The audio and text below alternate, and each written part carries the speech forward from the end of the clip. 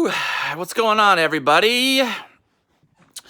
This is About the Labor Live, the halftime edition of Vikings Saints. Sorry, I'm a little out of breath. I was trying to get my background together. Looks all right. Distracts from this situation. Before the game, I talked about knowing in the first drive whether or not the Vikings were going to make a game of this one. And what I meant by that was, were we going to see some of the aspects of what got the Vikings to 10 wins in the first place? Play action, bootlegs, rollouts, getting Cousins moving, heavy personnel, so on and so forth. And while it didn't work, the very first play was a play action rollout. And so right away, despite the negative yardage on that play, I was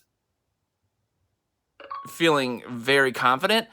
Like I said in the pregame show, I was getting increasingly confident as the week led on.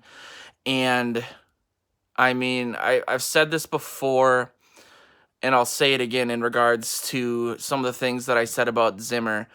My intention actually yesterday was to write an article saying that this is the biggest game in Zimmer's tenure, which might seem a little odd because it's a wild card game as opposed to a NFC Championship game, but the stakes are actually a lot higher in regards to the window of opportunity, in regards to the investment in Cousins and how long he's going to be here, what that means, if this game went sideways, what that might mean for next season and beyond.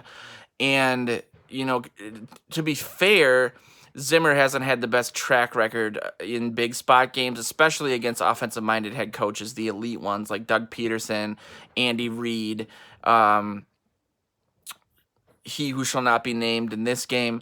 And so, I mean, this first half was encouraging on almost every single level. I mean, the defensive game plan has been immaculate outside of the double move that got Xavier Rhodes essentially the final nail of 1,000 of them in his coffin in his career as a Viking, or at least a Viking that's making $13.5 million a year.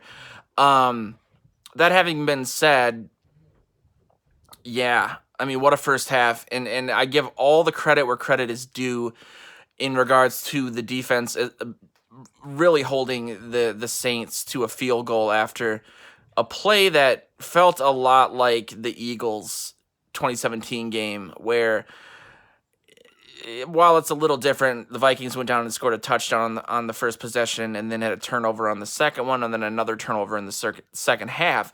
The offense was moving the ball on the first drive, and then Thielen fumbled, and it felt like, okay, this could be one of those days. It's the Superdome. We had turnover-itis there in 2009. Outside of all the cheating they were doing, everybody was turning the ball over. Bernard Berrien fumbled. He hadn't fumbled all year. And the defense came out and made a statement, made a stop, held them to 3 points, earned that title. A lot of going back to what Zimmer in big spot games, 2017, for example, they were historically good on third down. That kind of went away in bigger games. This season, third best in the league in red zone defense, and so far they're doing great. I am so encouraged and excited, and I'm not just saying this to be kitschy. I'm extremely terrified right now because this is. If you guys watched the pregame show, I said I was big on envisioning things, and I was envisioning a walk-off field goal win for the Saints. Luckily, I live in the 1970s, so I have this wood paneling. And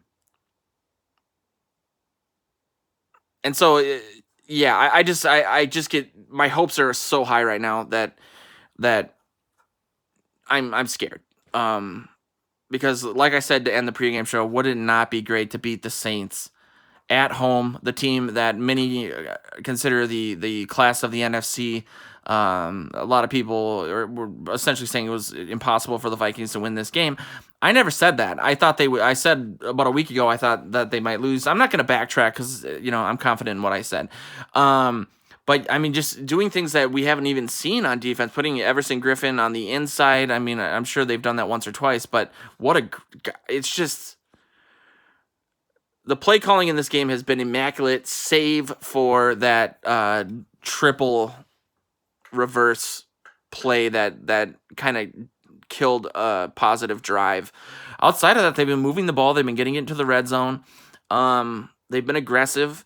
I love that they essentially ran the same play back to back when they called the timeout and then went to Thielen again for the first down. I think Thielen's got the rust off. You know, he had the fumble. He had the drop the ball on the other throw. That would have been nice. We haven't heard a lot from Diggs. That's a good thing, though. I mean, if they're doing what they're doing without Diggs, I mean, that might mean, you know, obviously that Lattimore's shutting him down. They're focusing on that, but we could see more of him in the second half. I'm loving what Trey Waynes is doing against Michael Thomas.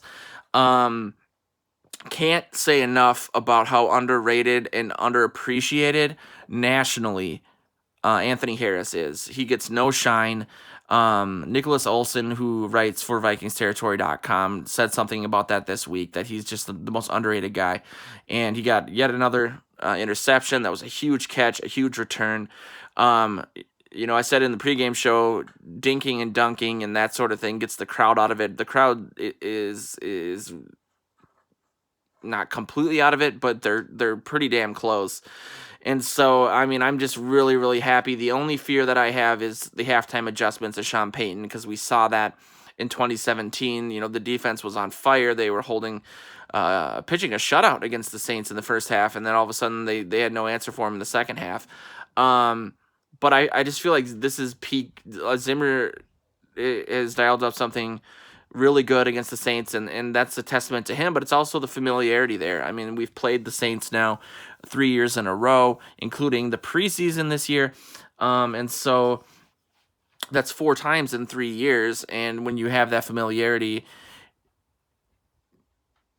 it's really hard to beat the same team multiple times. And so especially a guy like Zimmer, who is a student of the game and who can outcoach himself, but I think thus far is proving that he, like I said, I'd hoped in the preseason or the pregame show, he may have learned from his mistakes. Looking at some of your comments, Steve PA says get Diggs involved. I would like to see some stuff to him, but I would say, and I'm not bashing what you said, but he is involved. I think the attention he's drawing is opening up things on the underneath. Also, credit to Kyle Rudolph for those yards after the catch on that first time, because he doesn't get a lot of yak. And so that play made me smile.